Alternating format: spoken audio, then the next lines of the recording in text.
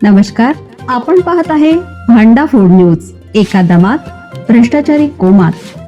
Social media, कर्जबाजारी, गुन्हेगारी, सट्टेबाजी, चोरी, मटका, जुगार, दारू, सावकारशाही, न्यायाच्या प्रतीक्षेत प्रशासन.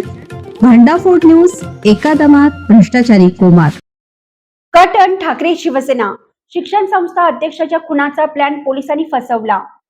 संजय भोकरे यांच्या हत्येचा कट रचल्याप्रकरणी तिघांना अटक करण्यात आली असून पोलिसांनी 2 देशी पिस्तुले आणि 4 जिवंत कारतुसे जप्त केली आहेत. या प्रकरणात सुपारी देणारा आणि घेणारा दोघेही ठाकरेंच्या शिवसेनेशी संबंधित कार्यकर्ते असल्याची धक्कादायक माहिती समोर आली आहे. जमिनीच्या वादातून मिरज येथील अंबाबाई तालीम संस्थेचे अध्यक्ष संजय भोकरे यांचा खुनाचा कट रचण्यात आला होता. मात्र स्थानिक गुन्हे अन्वेषण शाखेच्या LCB पथकाने हल्ला करण्यापूर्वीच तिघा संशयितांना मुसक्या आवळल्या.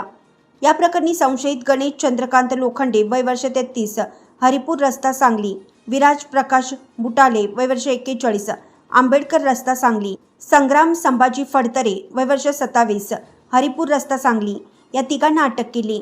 तर सचिन आवळे सांगलीवाडी हा पसार आहे. संशयिताकडून 2 देशी बनावटीची पिस्टल, 4 कारतुसे, चाकू, 4 चाकी जप्त केली, अशी माहिती अप्पर अधीक्षक कल्पना बारावकर यांनी पत्रकार परिषदेत दिली. अप्पर अधीक्षक बारावकर म्हणाल्या, उपनिरीक्षक महादेव पवार यांचे पथक शहरात गस्ती घालत आहे.